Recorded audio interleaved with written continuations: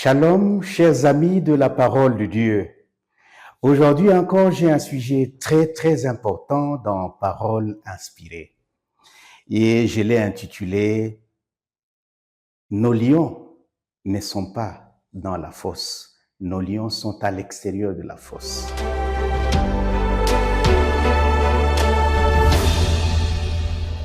Et le texte que j'ai choisi, c'est celui que nous trouvons dans Daniel chapitre 6. Daniel chapitre 6, le verset 22, la Bible dit « Mon Dieu a envoyé son ange et fermé la gueule des lions, qui ne m'ont fait aucun mal, parce que j'ai été trouvé innocent devant lui et devant toi non plus. Ô roi, je n'ai rien fait de mauvais. » Cette histoire, elle est la plus connue de toutes les histoires de la Bible. D'ailleurs, quand je parlais, nos lions ne se trouvent pas dans la fosse, mais nos lions se trouvent à l'extérieur. Je parle de lions en ce qui concerne, bien sûr, les ennemis qui peuvent rôder tout autour de nous. C'est une histoire que nous connaissons beaucoup plus. C'est une histoire de la Bible qui est beaucoup plus connue.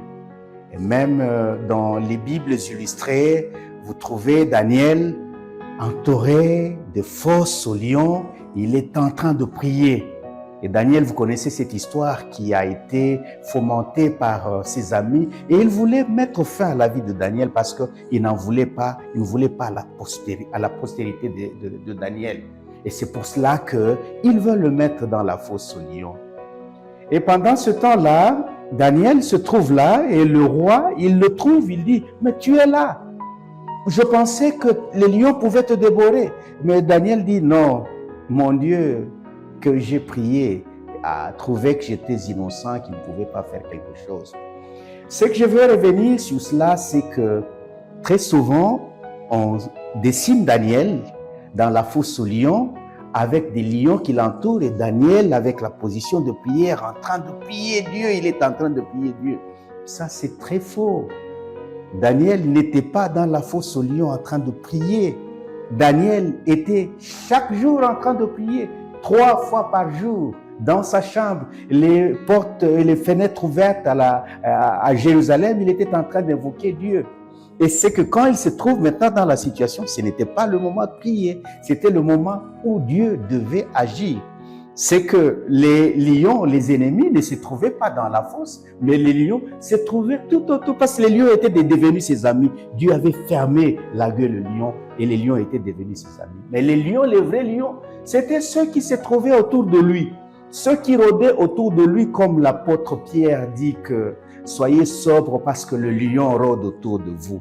Ce sont ceux-là qui fomentaient ce complot-là pour qu'on puisse le mettre dans la fosse aux lions.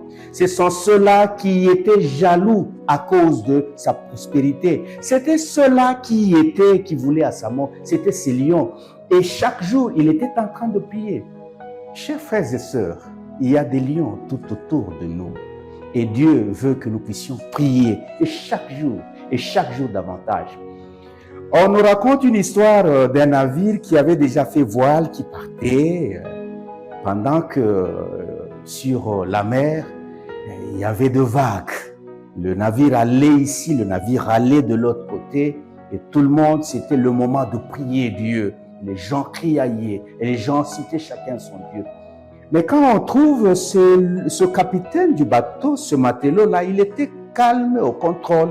Il luttait pour que les vagues ne puissent pas tellement faire que le navire puisse sombrer. C'est à ce moment-là que les gens disent, mais nous sommes en train de prier, mais toi, tu es calme, comment? Il dit, non, moi, c'est pas le moment de prier. J'avais prié quand nous quittions déjà le quai. C'est à ce moment-là que j'étais en train de prier. Il arrive des fois que nous oublions le temps de prier. Chaque jour, nous devons prier. Mais quand il s'agit de l'action, Dieu est au contrôle de nous.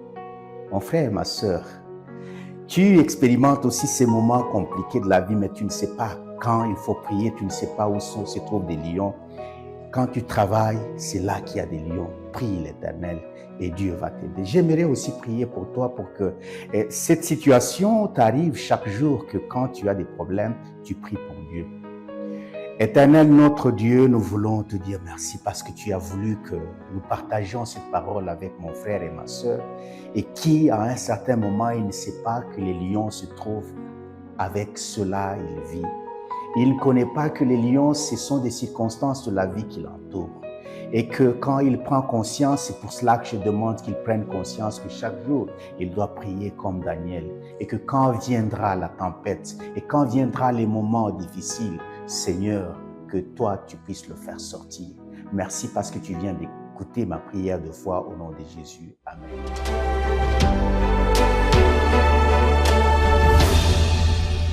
Tu as écouté cette parole, elle t'a plu?